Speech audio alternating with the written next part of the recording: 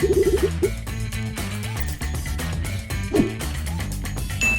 and welcome to your next episode of Unbottleneck, the podcast. We are fixing bottlenecked problems for marketers. Today, we have a special guest on our show, Erik Stafford. Erik is a multiple Addy Award winner and ARDA award-winning creative director, brand strategist, author, and speaker. He is the creative director at Aim Clear, a data-driven marketing agency, ranked 6X in Inc. 5000's fastest growing companies and winner of several U.S. search awards, including four times best integrated agency. Wow, that's amazing, Erik. And he's also an expert at direct response design and copy, and is known for providing his creative expertise to foster engagement and improve conversions. And I've definitely had some experience with him in that area. Erik is responsible for millions of dollars in sales. He and his family live in a small town in Cape Coral, Florida. When he's not working, he can usually be found floating in his pool, you and me both, or at the local gym, twisting his body into interesting and painful shapes, which I don't really want to hear too much about, but I definitely want to hear about all this incredible stuff that you do for a living, Erik. Welcome to the show.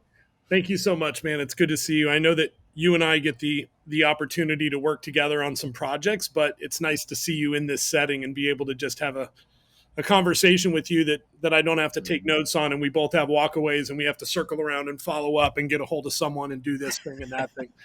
So thanks for having me. We need to schedule a meeting to review that. Yeah, right. That's this right. Is great.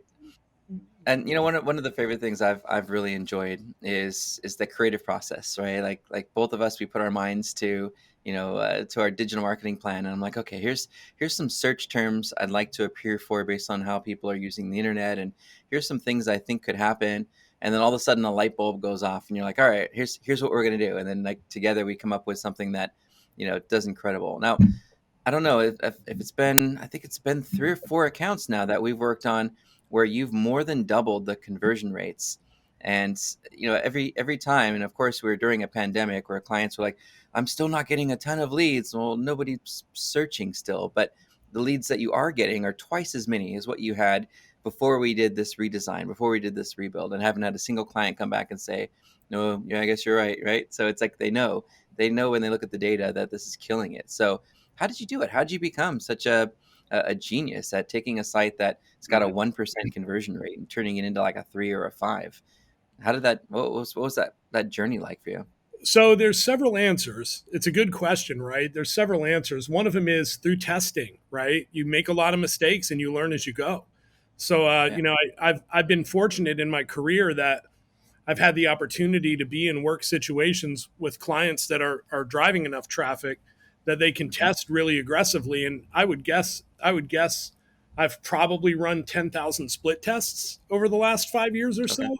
And I don't know many other people that have had the opportunity to do that, right? And so if you keep track of what's happening, you get some insightful data. And I think the other answer is, I appreciate the kind words, but it's always a team. It's always a team thing, right? And what I do is not possible without a really good technical foundation and a really good, data, foundation, right? Like there needs to be a data person involved that can pull the numbers and work with you to make sense of them. And then you can make recommendations for updated and ongoing things that you want to test. And so, I mean, I guess I would say that probably is, one of the things I enjoy the most about working with you. You mentioned the creative process.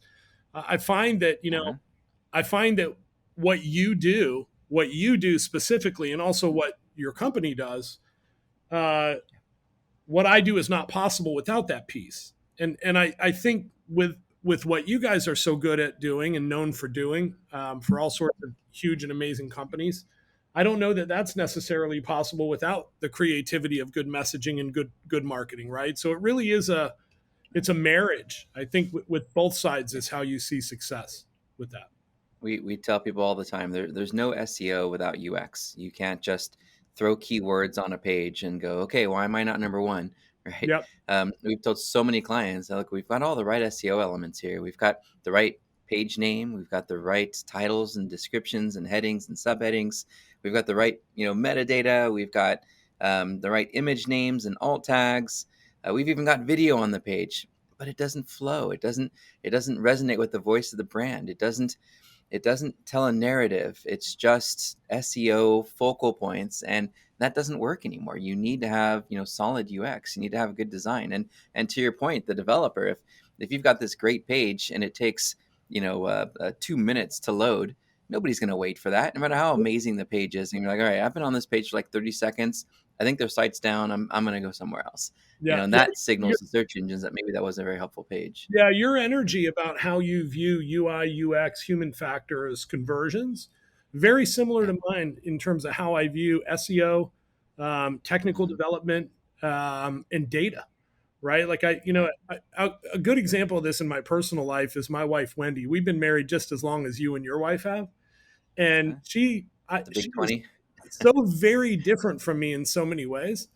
I'm very spur of the moment. I have 1,000 ideas. She's very pragmatic. She likes to think before she answers. We are very different. But what I found in my life is that the way she approaches things makes me better and vice Yeah. versa. And I think that if more people thought that way, I guess what I'm saying as you listen to this episode of Unbottleneck, if you're one of the people that complains about those darn SEOs or the tech heads or, the designers, you're probably approaching it the wrong way. I think that, in today's world, as competitive as it is, as compliant as it is, as expensive it is as it is to run media and to grow traffic, you have to be willing to incorporate these pieces if you want to see results. You got to listen. Yeah, and if you can't, and sometimes I've seen it happen where even an SEO person will tell a developer, "You don't know what you're talking about, and this isn't going to work." And then later on, they're like, "Yeah, it's not performing the way I want." And it turned out the developer was trying to communicate something that just wasn't resonating with the SEO. And so having that, okay, let's try that, right? Let's not just say no and say you don't know what you're doing, but you know what? Let's try it. Let's see if what you're saying makes a difference, and let's try it both ways and test and see the difference. But when you immediately say no to someone or something, now there's no buy-in. Now they don't want to be part of it. But if you can get them to feel like, that they participated, like it was their idea, partially or a big part of it, it's going to be so much easier to continuously get them involved in the project. Yep. So yeah, it's right. You're not orchestrating, you're collaborating. I think that's the difference. A lot of SEOs see themselves as orchestrators and not being a collaborative part of a bigger team. So that's for sure. Yeah, and Well, we we did tend. put together some questions. Go ahead. Yeah, I was just going to say we tend to sort of put down what we don't understand, Yeah. right? Like we're like, whatever. We don't need that, but you I don't do, know what you mean about pre-rendering. Let's just make sure that, yeah. right? Yeah, I hear you. Anyway, So we did put some questions together, and our first ones. And feel free if we're diving too deep into some of these, that it would take a whole nother call. We can absolutely table something for later. But I thought these were really good questions. The first one is digging into analytics. You'd already mentioned data. I mean, if you're not doing anything with a data-driven approach, you're just guessing. Well, my competitor's doing it, so I should too. Well, your competitor might not be doing as well as you think.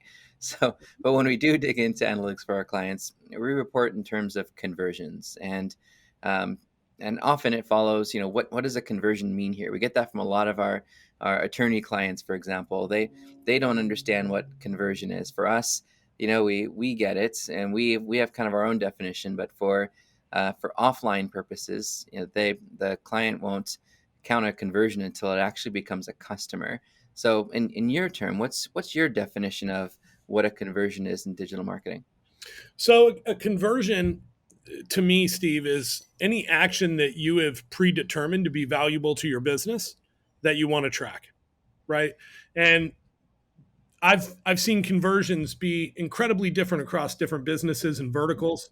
It might be that you're tracking, you had mentioned attorney clients, they're tracking case counts. They want to know how many cases they're getting, how many leads they're getting, right? Right. But it could also be how many people are signing up for your email newsletter. How many subscribers do you have on your podcast? How many phone calls are you getting? How many form submissions are you getting, right?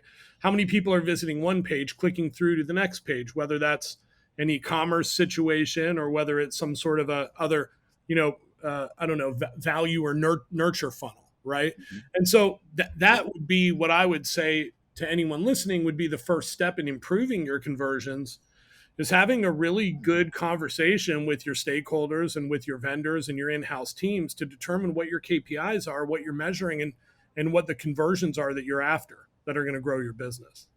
Yep.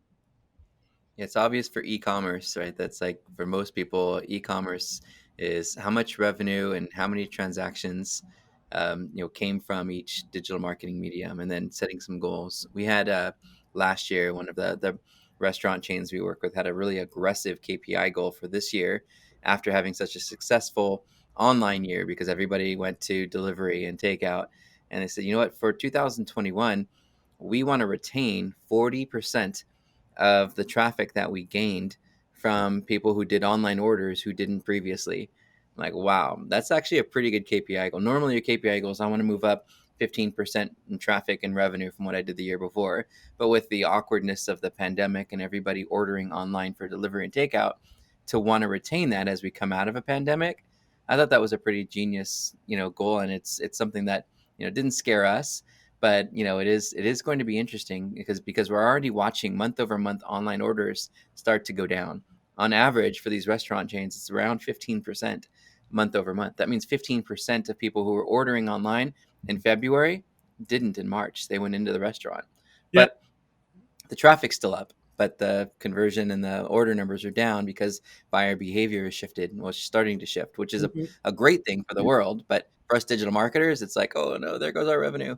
Well, it's certainly something to be aware of and something to track, right? And there's going to Yeah. be a fair number of people who are a bit more introverted after this Mhm. is all said and done, right? And they'll continue Yep. to stay home maybe a little more often or a lot more often and order online. And so at that point, the question becomes, why would they order from you versus the place down the street or versus, another option, right? And that's Right. a different type of messaging. But again, you don't know these things unless you're forecasting, unless you're looking at data, looking at trends and setting these KPIs so that you can work towards attaining them, right? A lot of people are just like, I want more traffic. Okay, well, what does that mean for you? I mean, why, how, where, to what end, right? They're really important questions that I don't think people dig deeply enough into. Yeah, and there's a lot they have to look at too. It's really easy to look at the last month and say, hey, in the last month we had this many people sign up for this many people download this brochure, this many people watch a video. So let's base our KPIs off this month. And I think you and I have both learned that most businesses have some type of seasonality. For the restaurant business, it tends to amp up a little bit near the end of the year. People are home and they're going out a little bit more. For the retail industry, right? It's huge in November and early December, Yeah. and tapers off as you get closer to the holidays. So it's something where you really do have to kind of look at the past year of what your seasonality looks like to come up with a reasonable cadence to really look at what your end of the year KPIs are going to look like. Yeah, That's right. AimClear has clients that are planning their Black Friday, Cyber Monday, and holiday promotions right now, and Yep. that's what 6 months away. Um, It's smart from an SEO standpoint too, because those pages now have several months to mature and to get some traffic that's and to get some exactly clicks. that's exactly it, right? Yep. And not only that, but forecasting timing and budgets and split tests because you don't want to have those things kick off and you're like, oh wait, let's do a close down sale. Oh wait, we need a new coupon. Where's the development team? Oh wait, what are we going to do about this? Right? You need to be able to some degree predict what's going to happen and be prepared with assets to react in a couple of different ways, right? Right. So I'm gonna give my Fullerton students a shout out. I moonlight as an adjunct professor, as you know, and this week we're actually doing some work with a KPI tracker that I give them. I just basically use Google Sheets. I came up with 3 different sections. Right. Section 1 is around technical SEO things that we want to improve upon every month. The next section is of keyword rankings and our market share or share of voice for the keywords that we're tracking. And the third section's more important to the client, and those are the real how many visits, traffic, right, conversions, and revenue we're able to drive from our digital marketing efforts. So we break it down to those 3 different groups, and then we have a column for each month, and then we have 3 columns at the end, and those 3 columns are what those students are editing. One of them is the percentage. What's your percentage improvement goal from the previous year, which is in another workbook or another worksheet in the workbook. So we come up with that number based on the previous year's information. Then we have where we're at currently and reaching, whatever that goal ends up being. And then what the percentage is of how close we are to hitting that goal. So that way, when your boss comes to you, your client comes to you and says, hey, we came up with these KPIs at the end of the year. we're almost through the first quarter. Where are we with hitting our KPI goals? You can say 20%. Oh, we're on pace to meet or exceed our expectations. Great, keep up the good work. See you later, right? As opposed to, well, tell me what's going on and let's Frantically go through flipping everything through together. papers and yeah, right. Yeah, so that's the goal. All they had to do this week was really just go in, change the percentage, right, and then come up with what the new numbers are going to be for the following year, just so they get their an opportunity to get their hands dirty with having an actual KPI document, which so few businesses seem to have these Really days. cool. Next Really question cool. I had was really around the buyer journey and conversion funnels. So there are a lot of different models for this, right? We talk about the buyer journey a lot. There's a lot of folks that get kind of turned off by it. They think it's sort of a cliche. Um, and conversion funnels, of course, there's so many different things that we see out there from some of these squeeze page guys that create click funnels and everything. Could you take us through how you see a funnel and what the buyer's journey looks like right now to you? Yeah, so another good question, man, and a lot of different answers. It's like you said. I think a lot of people look at it in different ways. People talk about top of funnel, middle of funnel, bottom of funnel. Um, at AimClear, we really talk a lot and look a lot at sort of the four stages of buyer awareness, right? And Okay. before we even get into funnel specifics, right? Because not everyone in your audiences is going to be at the same point in that conversation, right? Mhm. There are going to be a group of people who are unaware to the fact that they even have a problem and certainly don't know that you offer a new or better or cheaper or more innovative solution to that problem, right? Right. Like there are people out there who don't understand, for example, that drinking tap water is bad for them. And so they're going to want to see ads that say, wow, look at all these contaminants, look at all these chemicals or whatever. And they're going to go, oh, wow, I didn't even know that was a problem. Then they're problem aware, right? Which is sort of that second audience. That might be someone, you know, who has lower back pain. They know they have a problem, right? And then, people become solution aware as they learn more and they start looking at, well, maybe I use biofreeze or maybe I go to the chiropractor or maybe I do yoga, and they're looking for solutions, right? So they're problem aware and solution aware. And the messaging, if you really want to see success with digital marketing, really has to pull people through these stages, in an ideal world, and at the very least, address messaging for each of these stages individually if you have to, right? And Right. e-commerce is a great example of that. People that are in the fourth messaging bucket, or state of awareness are brand aware. They know they have a problem. They know there's multiple solutions, and they're looking at Steve's amazing back cream and comparing it to Erik's yoga classes, right, or whatever. And so often in e-commerce you see this happen, and that's where for example, targeted ads to people that have bounced from your site or abandoned your cart that takes them to pages where you get into the nitty gritty of what your solution does and how and what it integrates with, or you're comparing it to your main competitor so they can see how it stacks up, right? That sort of messaging would be completely lost on someone earlier in that discussion. It would be like telling them, Right. once upon a time, and they lived happily ever after, please buy my stuff, right? You've missed sort of the whole Yeah. middle of that conversation, right? So that really is kind of the way I like to look at funnels and at conversion funnels, and is just in terms of a story like that, right? You have to sort of address all the And specific audience pieces. plays such a big role in that too, right? Huge, Yep. huge, right? Yeah, and I mean, often that's where you can start. Is you can start by identifying audiences, whether you're leaning on organic traffic or whether you're running paid media or all of the above, and just start creating messaging specific for those certain audiences, right? That you can apply to your landing pages or Yep. to your snippets or whatever it is, right? And then you can move on and look at paid and start, sort of fleshing that out. I love how when you start in the beginning, as you start looking at, okay, I've got somebody who's in this very first phase of the journey. They saw an ad. It wasn't really an ad. It's an ad because we're paying for it, but to them, it was more of an informational piece of content. It was really content marketing or a native ad that was um, something that we're trying to just sort of broaden our reach with and build some brand awareness with. They get to our website, they read some things, they go, this is really helpful, and then they go. Like 99% of them will hit that. They'll read an article, read something you have, write some notes, and they're gone. And what I see happening is a lot of businesses don't do any sort of retargeting, to go back and bring those people back in, once we know where they are and what phase they're in. What placements are we choosing based on the words that are used, the topics, or the specific content that we can target them when they're in that next phase.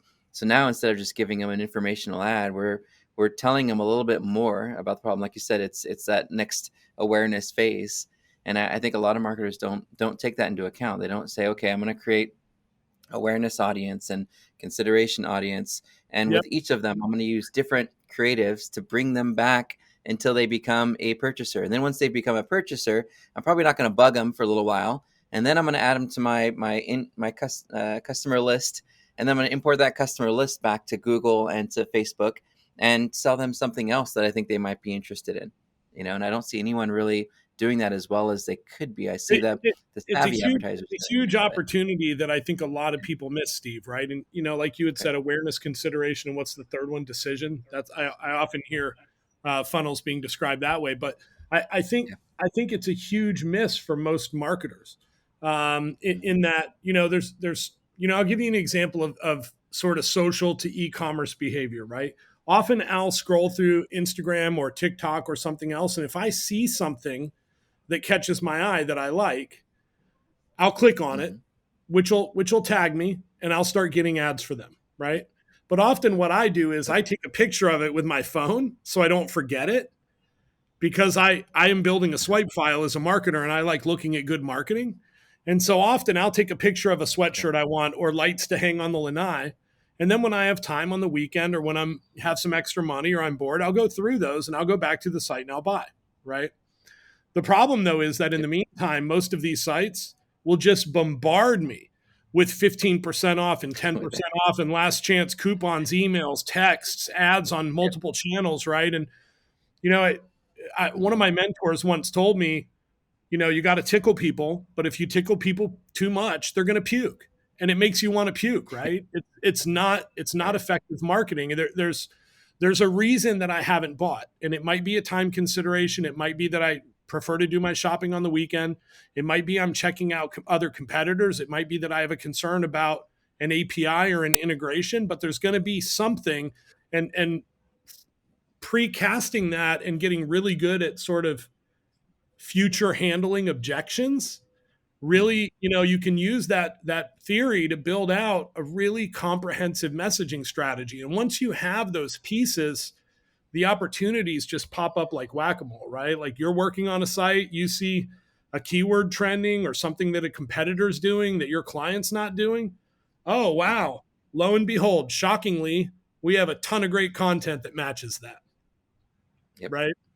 Love it. Yeah, and if you remember what the pain points are and you're not getting responses right away from that retargeting ad, then figure out ways to give them more supportive content. Get them to follow you on social by having some really engaging, humorous, fun content so that they become a brand ambassador even if they haven't purchased from you. I love that. Like there's vacation travel. I love traveling. My family and I love to travel. And when we find something that's really interesting, or a picture of maybe it's a house for rent that's in Maui or something, I'll follow that channel because they're sharing more pictures of more places that we might want to stay later. They don't just say save 15% now. They're like, hey, check out this home that's right on the beach and whatever. And it feels like a post. It doesn't feel like an ad. And then I become a subscriber, and now I know, hey, when I'm ready to take that trip, I'm going to go to these guys because they're sharing a lot of really cool things that have helped me in that decision making process. And I found one I really liked. So I agree. I think there's a certain point where you scale back the aggressiveness and you go to, all right, well, you're obviously not ready to purchase yet, so let me see if I can get you to subscribe or follow me in one way or another across one channel or another, so that when you are ready, we're top of mind, right? Yeah, I love that. It's a good. Yeah, and it's all about a more diverse messaging strategy, right? Like there's just a lot of Yep. people saying, "Hey, look at me. Hey, buy my stuff." And in certain circumstances, I'll get caught by that. I'll say, "Wow, look at this cat bed. My cats suck and probably need some toys and some attention." So I'm going to get him a new cat bed. And I'll buy. But a lot of times, like you said, the opportunity to sort of deepen a relationship and not Mm, just provide additional value, but reality TV is popular for a reason. People like to look behind the curtain or over the fence, and they like to know, who are these people? Where do they eat lunch? What do they do when they're not working? What is their energy? Is their energy, snarky and silly, like like Flo from Progressive, or is it maybe even a little mean, like Wendy's on Twitter, or is it, yeah. trusted, the Allstate guy, right? Like, who are these people? And when your content mimics that energy and it is a little bit more diverse and you're thought provoking and you're providing insight, not just into what you sell, but why you do what you do, right? Like, Steve, it's very easy, I'm assuming, for you to sell, because when people get on a call with you, it's See how not passionate I am about it. yeah, it's Yeah. not BS. You're not playing anyone on TV. You believe in what you do, Mm, and it excites you still. And that sort of energy is really contagious. And so, short of being on meetings all day, how do you communicate that with your yep. marketing? And that kind of ties into brand, but it also is storytelling, which leads back to funnels, which is ultimately conversion, right? Yep. That makes speaking of conversion, by the way, and that kind of leads us on to our next question. And I get this one a lot. And as an SEO, the cliche of "it depends" seems to always be my first response, but I'm trying to get away from that a little bit. This one's around conversion rates, and I know it's going to be different for e-commerce, and it's different for based on price points, and is it B2B or B2C? But um, a lot of people are asking, how do I calculate conversion rate, and what is a good conversion rate? When you get asked that question, beyond the stereotype depends that you and I will do, what's a good answer for somebody who's kind of new to conversion rate optimization, and they ask the question, what's a good conversion rate? I'm not allowed to say it depends, am I? Nope. It depends. It does depend, though. I You're mean, forgiven. yeah, it really does depend on a number of factors, right? Like, Mhm. including what you're defining as a conversion, but also on price points and the business sector you're in. I mean, it's and what you're asking people to do, right? Like, it's much easier to get people to roll across to click on an ad and roll through a landing page and enter their email address for a free ebook than it is to get them to buy something, right? Yeah. And so we've built landing pages that have converted as high as 60%, because when you get someone on on the top of the funnel at the ad level or at the SEO level that knows what they're doing, and then you're just continuing that message with the page, and when you're asking for something like an opt-in, it's a lot different than saying, hey, buy this $27 thing, right? Make a commitment. Yeah. Right. When you don't say make a commitment, it's much easier to get them to take action. Yeah. So, to my understanding, the average conversion rate in Google Ads on mobile is like 3.5-ish%, maybe on Search Network. Facebook ads, average conversion rate, maybe like 10%. But again, it really fluctuates, and it depends on what you're selling and how, right? Like, I know that, if I were a real estate agent, based on my margins and based on the number of people I would have to talk to sell a house, I'm sure that number would be very different if I was selling something that was $50. Yeah, yeah, $3,000 Rolex is much more difficult to sell. I've seen like point oh 0.02 conversion rates on some categories And for this clients are luxury thrilled with it. products. And Yeah, clients are thrilled with it, oh right? yeah, I mean, yeah, because they're like, hey, I just made $1,500 margin in a minute, right? So they're like, yeah, I'm happy, I'll take it. again, I mean, that kind of comes back to a discussion about your KPIs, which factors into your Yep. price points and your, what you're spending to get leads and all that sort of stuff.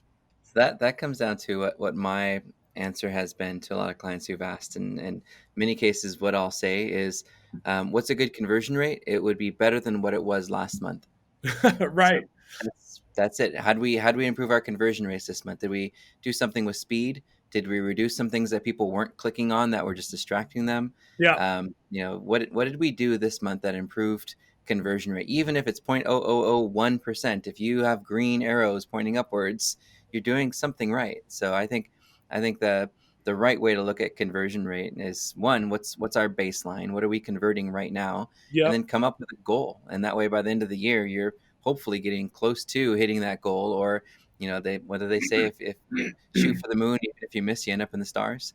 Yeah. So at least you're heading in the right direction. And for the following year, you can set more conservative goals or more aggressive goals if you hit your KPIs earlier on in the year. But continuously challenging the technology and design teams to improve conversion rate and speed and user experience and mobile experience, and hey, even hands-free experience as we get closer to it is going to make a difference. So I think those are some things that if the question was asked to the internal team, what's our conversion rate goal? You just say better than last month. That's a good answer. Yeah, and I think it's important, Steve, that people understand that in any given funnel, you may be looking at 5 or 6 sort of conversion points, right? Like you're running ads, for example. Those are Yep. going to have a different conversion rate than you're going to have on your pages that those ads lead people to.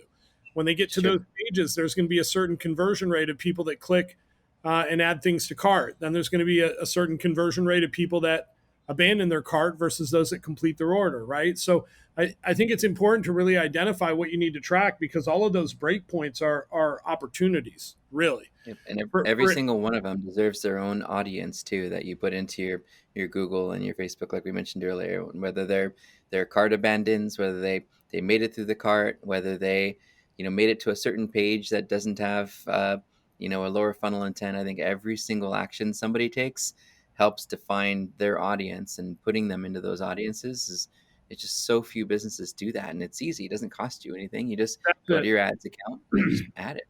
That's Yeah. it. Yeah. And I mean, if you set up a split test at each of those sort of high intent Hmm. conversion breakpoints, for lack of a better word, it may be that you sort of max out your landing page and you can't beat your sales letter or your landing page control.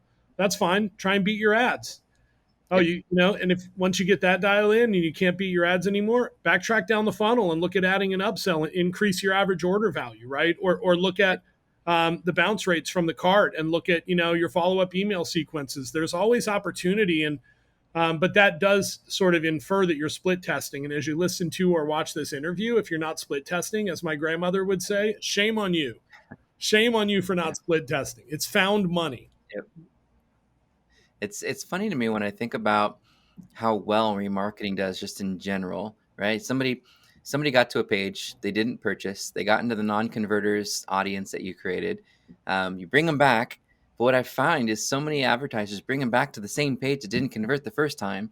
It still converts a lot better than some of our other ads because they're already familiar with the page. But it's surprising that they don't do a little bit of a, like you said, A/B testing or split testing to see if a different page, if a different version of that page might be more convincing. They just send them back to the same page that didn't convert them the first time. And that's something I think we did earlier on in the days of retargeting, remarketing, but I feel like there's still not enough of that. Like, hey, they visit this page, they didn't convert, send them to a different version of that page and see if that page will convert. Instead, they just send them right back to that one single page. You know, Yeah, I don't know. It was we just me. tested we tested several e-commerce websites with sending people back to the cart, only adding Hmm. a timer that says your cart expires in 12 hours, and you land on the page and the timer's counting down. Nice. And Yeah, we've done that with some sites too, but a little bit it differently. kills it They just every time. Yeah, it kills yeah. it every time, right? Because you don't want to start over. You found It's stuff that it's you and it's like. sales principles. It's urgency, scarcity, right? It's Yeah, all those things that yeah, it's yeah, true. Especially even when you're on the page and you say 5 people are viewing this product right now, and right. there's 3 in stock. It's Yeah. like, ooh, Also worth you know. testing that little widget that's like Johnny in Utah just bought this product. Caroline in Oh, Santa Clara I've just seen bought this product. those. Does Yeah. that work? Have you seen that work? It depends on the price points and on the verticals and on the product. It always depends, right? So I've seen it work and I've seen it not work. The other thing I will say as we talk about scarcity and things like this is that you have Mhm. to do what you say you're going to do. When I land on a page Yeah. that's offering me a digital download or a webinar and it says limited number of attendees register now, I just know that that's BS. Mhm. I just know that Yeah. you don't have a limited number of And downloadable and even then PDFs. it's gonna be recorded, and I can go back later and watch it. You Yeah. don't have a limited number of downloadable PDFs. Don't lie to me, right? And so that Right. sort of thing drives me crazy. You got to be good to people, you know. Yeah, I think there's some click funnel stuff going on in those ones too. So we gotta watch what you click on these days. Yeah, right. Um, Conversion rate, right? We were talking about conversion rate a bit. What are some things that you've seen be successful? Let's just say you're a small business, you're a plumber or a chiropractor, or maybe even a local immigration lawyer. What are some things and some steps that they can take? You already mentioned split testing, which we know is paramount, and shame on you if you're not doing some sort of split testing. Mhm. But what are some things that they could do to increase conversion rates? So I think, back to what we originally discussed, Steve, the first thing is really get a good understanding of how you want to get leads and how they Right. best come through the door. Do you want them to call? Do you want them to email? Do you want them to visit the website and fill something out? Like, really get clear on what that is. And, once you do that, you won't have social media icons on your vehicle artwork because no one can Yeah. click them. You'll understand that Right. no one can click those and that that's not what you should be doing, right? You probably shouldn't have a website link on your vehicle artwork because more likely than not, people are going to scan it. They're going to look at the number and want to call, right? And so when you start to really identify what you want people to do, a lot of these decisions are going to become automatic. When people land on your website, if you want people there to take an action, don't put your social media icons at the top of your website. Put them in your footer. You don't want them going off to Facebook, right? And so Yep. a lot of it seems like common sense, but you really have to get clear on what you want people to do, right? And if you've got the bandwidth and the team to sort of answer the phones 24/7, or you have a really robust answering service and you can get back to people quickly, then have your Hmm. phone number. But if you don't have any of that, and it's best that people email you, tell them to email you instead, right? And so Right. we've seen a lot of success just by getting really clear with clients on what their ideal outcomes are to start, and then catering the messaging around that, right? Moving elements around the website to kind of match those goals, right? And the other thing I would say is, make it extremely clear what you want people to do and what's going to happen when they do it, right? If you need X, do Y. Need help with your case, call 800 now, right? Tell them Yep. what to do, because just having your phone number there or a button there that says free consultation, you have to assume that people want to be told what's going to happen, what to do, and what they're going to get, right? Like, And click how it here, works, for yeah, sure. click here to schedule your free 30-minute consultation. You'll Yep. immediately be taken to a form or whatever it is, right? I mean, and that often improves conversion rates quite dramatically. I guess the last thing I would say is um, clutter. We tend to almost always find improved conversion rates when we remove stuff. When we increase the Less to padding, distract you.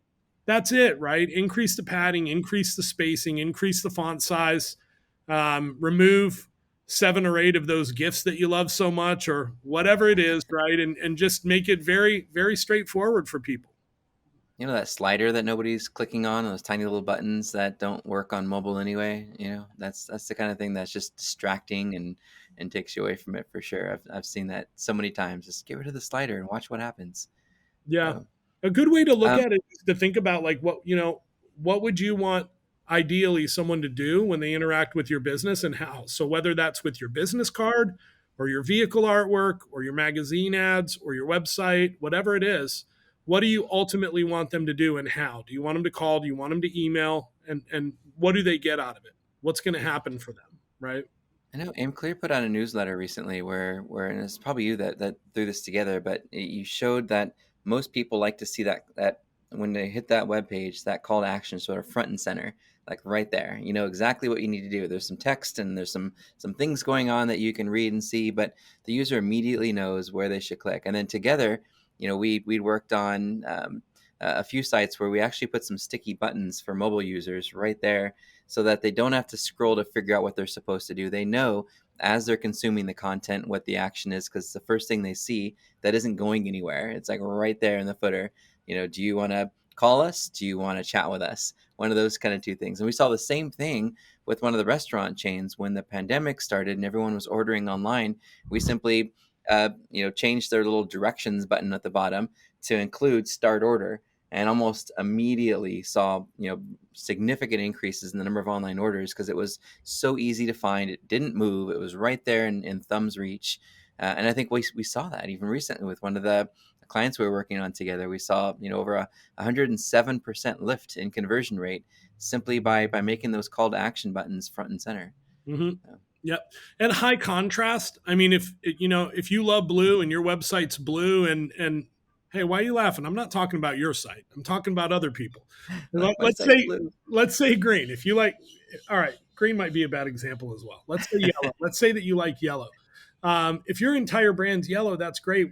I get it and I love that. But your buttons probably should be a high contrast color, right? Because you want your buttons to stand out in your call to actions, right? You want them to stand out on the page. You don't necessarily want them in that company branded blue or green, right? So any contrasting but complementary color that you can use for those, we've seen a lot of success with like oranges, yellows, because they just stand out. Yep. I remember it was 2002, might have been a little bit 2001, 2002. We watched Amazon at 1 o'clock in the morning changing colors and positions of their button. And I know they finally ended up on one color and one look and presence or whatever, but it was really interesting, as we did that as an exercise to watch how Amazon every night was just testing different ways to place their button, what color to use. And it was the most fascinating thing in the world to watch. I'm sure they don't do it quite as much now because they've kind of honed in on what works, but I think they created a good roadmap for other businesses that don't really know what color should I use and where should it be placed and how big should it look. And there's no answer. It should be all of them. Test them and find out what users respond to the most. I don't see really a lot of that happening. Yeah, I actually have a friend who's an information architect at Amazon. And I can Nice. unofficially, officially, hypothetically, allegedly let you know that they split test the hell out of everything still. Oh my God. I don't, Of course. yeah, I don't Yeah, doubt it. yeah, they definitely do. And it's smart, right? Because I mean, even just a tiny fractional percentage of an improvement Hmm. based on the volume they're doing is dramatic.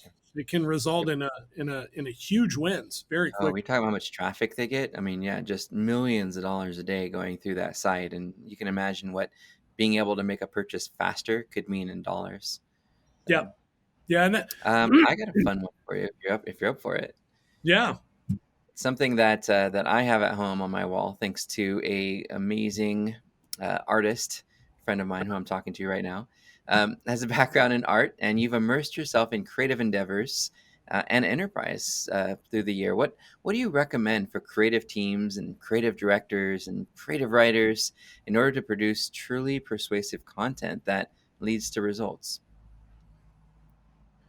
That was a Whew. tough one. Yeah. Yeah, that's a good question. Can you use it in a sentence? So So, can you read it backwards? yeah, right.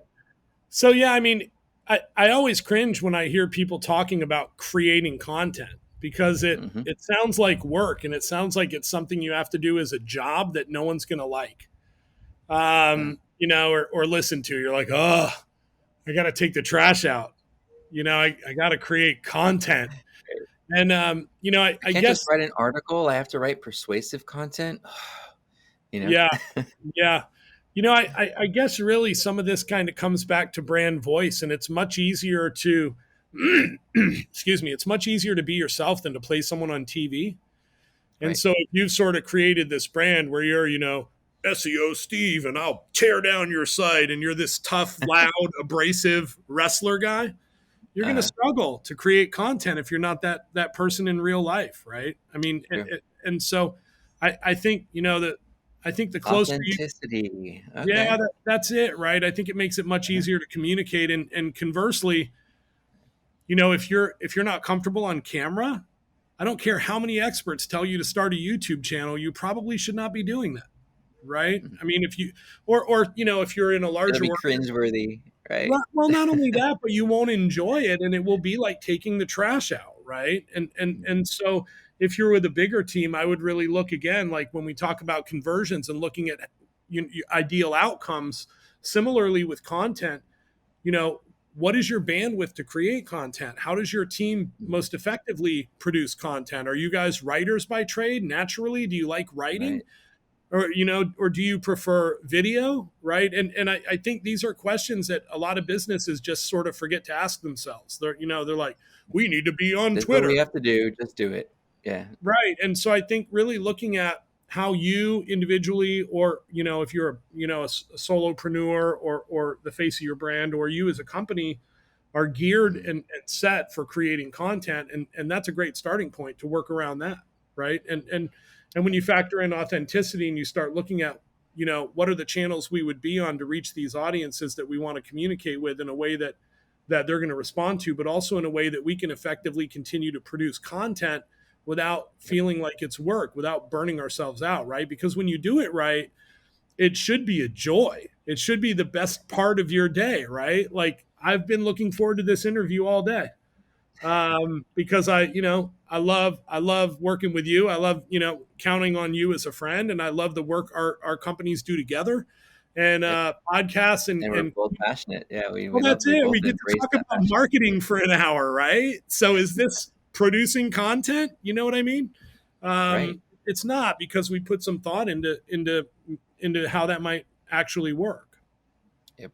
And I know one of the things that's always worked well for us as a business, even if we're not amazing at writing or amazing at something, if we just kind of think about a creative way that we can express ourselves as a company, as a group, and share something in a way that what's the word I wanted to use, especially with persuasive copy, it's educating, right?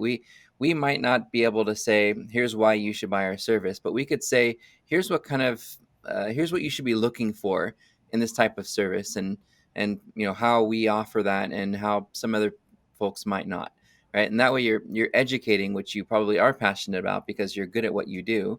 And if you're educating, you're not really selling. And it's just taking that educational content and adding some ending sentences that hopefully convince the person to give you a shot or to try. And I think that's what's really helped us win over the years when we do get a random order for somebody who says, "Hey, I want to buy an hour of your time for $350." I'm like, I'm still shocked by that. But then I go back and look at the page, and I'm like, I educated the person on that page. Here's what to expect. Here's what you should be asking. Here's what you should have ready when you're on a call with us. Here's what you can expect to get out of it.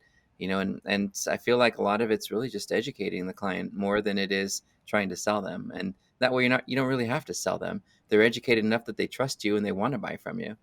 Anyway, that's something I've Yeah, noticed. yeah. I mean, Next, it really go ahead. helps to believe in what you're selling, Right. right? So I mean, Yep. salespeople that are in jobs where they don't believe in the product, or the product is actually a lousy product, those Right. companies don't tend to last long, and those salespeople don't tend to last long, right? Yeah, But we've, when we've turned down companies that were like that too. We're like, we've decided we're probably not a good fit for you, all the right? And time, we kind of make it. It's not you, it's us, right? right? Yep, Because we just know this is not going to work. Or you just get off that first call where they said, I want to be number one for this keyword. And you're like, I don't know if we're going to be a good fit because we don't really use keyword rankings as a measure of our success. We use it to kind of pulse how our visibility is, but we don't use that as a KPI. Our KPIs are really how we're driving more business. And so yeah, there's those moments where you have to decide, this client going to be the right one for me? And if they're too hung up on something that's complete opposite of how your product or your service works, then it's okay to say no to clients. Even if you need the work, it's just not worth it. that's You right. know. Yep. Well, what are some of the mistakes you've noticed and pet peeves about the content you've been seeing published? I can tell you some of mine for sure. Sometimes from major enterprise brands that have just annoyed the crap out of me recently. Is there a thin content issue? I know Google said there's this farmer thing, and they want more than just kind of thin content, rushed or sloppy content. What's your take? What's your pet peeve, or what have you noticed that really kind of irritates you about content? Yeah, I think we covered it a little bit already. I mean, my answer would go back to what we were talking about a couple of minutes ago in terms of content that feels like it was work and that it was produced because the company felt like they had to produce content. Hmm. I think it's very easy to sort of sniff out stuff that doesn't ring as true or genuine, or created for the Laziness. purpose Yep. of helping, right? Right. And that might be I've something seen that as a lot. simple. Yeah, that might be something as simple as something technical, where someone who doesn't understand how content marries with proper SEO has just sort Mhm. of hacked apart a really educational and informative and helpful article for SEO purposes and made it horrible and Keyword unreadable. stuff the page. Right. And you know, Yeah. or similarly, someone who's no good at video that's done a bunch of videos promoting their brand because they heard that everyone loved videos. I think All it's right, really and too many videos. You're like, oh, I don't have 3 hours to watch all this video, right? I just want to know if this attorney is going to be able to help me. And then you read the page, and it's like, personal injury attorney Joe Smith is the personal injury attorney that you should hire if you need a personal injury attorney. You're like, the hell? What am I reading? right. But it's true. They do that, and major brands. I've seen them make the mistake of using when they say, "Hey, we really need to appear for this keyword," without even thinking about what the user's intent is. They'll order an article, and they'll have an article, and the person's looking for a product or a service, and they get this article, and they're like, does this person even sell anything? Why am I reading a blog post? I'm looking to buy Right. something. Or Right. the opposite. I'm looking to read an informational thing to solve my problem. And I got to this page and you're just trying to sell me stuff. I just came in here because I was looking for how to, why to, what, strategy tip. And I get to this page and all I'm getting is why I should buy your product. And I feel like there's a huge disconnect in the leadership on some of the content Yep. teams of really helping inform them of who their audience is and what their intention is. And so many businesses still use text brokers to order content without giving the right direction about That's the right. intent of what the user is. Yeah. That drives me crazy. That That's my drives me peeve. crazy. Yeah, I think another thing that I see a lot of that drives me crazy is messaging that's solely focused on buy our stuff. Hmm. I think in today's day and age, you really need to do better than that. You need to be insightful. You need to be. You can't just curate content and post, inspirational memes and buy my stuff, right? Yeah. You can't There's just something missing there right. You for can't sure. just post links to an article on the LA Times and then post buy my stuff. I think you have to be insightful. You have to have philosophies and share your philosophies on your industry and on your work and Yep. why it's important to you. And you have to let people behind the scenes to get to know you and your team a little bit. I think it really all plays together. And you asked a minute ago about certain message strategies on certain channels, and again, like audience research is paramount, and company brand and finding that brand voice, they all tie together, right? Like I could see Progressive Insurance, which we talked about earlier on the call, Uh-huh. really doing great on TikTok. Allstate, not so much, No. right? But it's important that you sort of have a grasp of that bigger picture and why that sounds right to you when you hear me say that. And it's because you really have to look at your audience, where they're at, how they expect you to show up, who they expect you to be, and Mhm. you have to be ready to show up with more than just here's a cool article I found. By the way, buy my stuff. It's just not Yeah. going to cut it. And let's hope that the business industry after this pandemic is with their new found passion for digital marketing, we'll take that into account. Hopefully, if they're listening to this podcast, that they'll go back and go, all right, we need to really relook at our pages. One thing I've recommended in the past is particularly for organic and search is to go see the 10 pages that are appearing on the first page of Google's results to see how their page compares up, both in how it reads, titles and headings and images and media that are on the page. Absolutely. You'd mentioned aesthetics and fonts and sizes. I'd look at all those things to see how you can improve your page instead of just saying, well, let's just kind of do our own thing Yeah, without looking at what's already working for people. It's sort of, it's a no blind brainer. eye. It's like split Yeah. testing. It's a no brainer. It's found money. Yeah. Why start from scratch? All right. Last big question we got before we go into my little lightning round. And I knew you're hoping I put some lightning rounds on our notes, but nope. They're going to be all shockers for you. Uh, So here we go. You ready? We often noted that SEO is a sprint and it's not a sprint and it is a marathon. It can take up to a year to happen before you really see some keyword rankings. About creating momentum. It's about really kind of moving the needle forward and putting water and sunlight on content. What are the most important elements of creating truly compelling messaging that doesn't just create a one off successful page, but really leads to sort of long term overall growth? can you use that Tough. question in a sentence?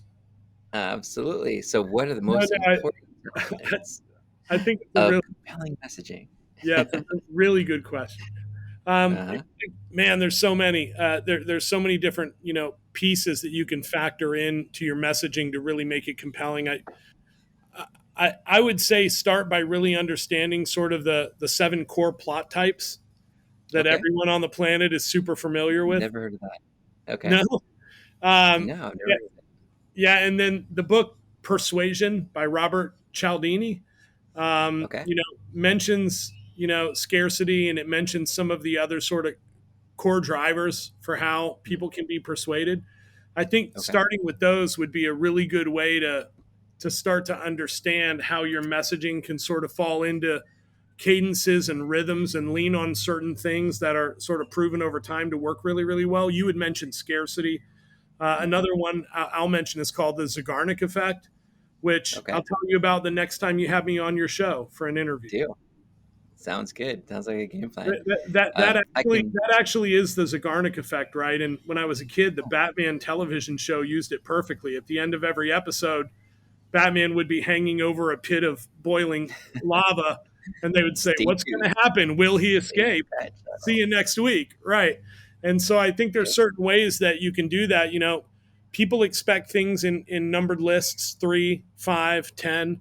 And Mhm. if you provide two and not three, and you tell them you're going to give them three, that creates an open loop, and they're going to want to know what the next one is, right? And so there's certain things that can be done to sort of, I wouldn't say manipulate people, but I would say ethically persuade them to come to their own logical conclusion of what to do next, which also Mhm. happens to be a conclusion that you share wholeheartedly.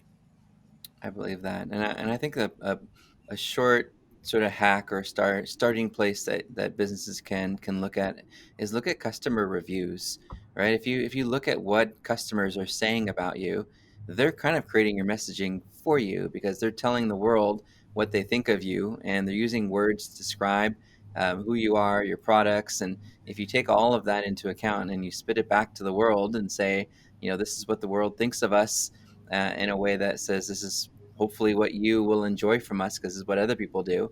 And then looking at the competitors, I remember back in the day when baggage, the baggage claim thing, they started charging for that. They never did that when I was a kid. And what I noticed is that airlines that did really well would take what people were saying about, oh God, I had to pay baggage and that's stupid and it's just a waste of money.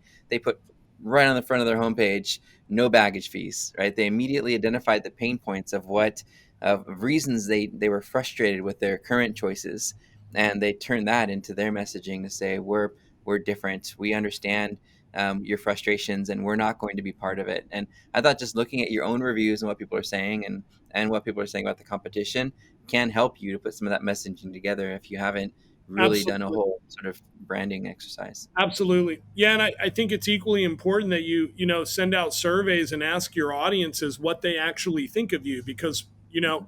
what you feel you're communicating very clearly may not Yeah. be what people are picking up at all. And it's good to know what those gaps look like. Or worse, they don't care about it at all, right? You don't even know what Right. their cares are. You're just saying, "This is us." Like, That's right. it's great, but that's not what I'm looking for. I'm looking for one that does this, this, this, and doesn't do this and that, right? And if you don't Yep. say those things, then you might not have connected with them the way that you probably could have. Yep. Well, you ready Hey, for lightning round?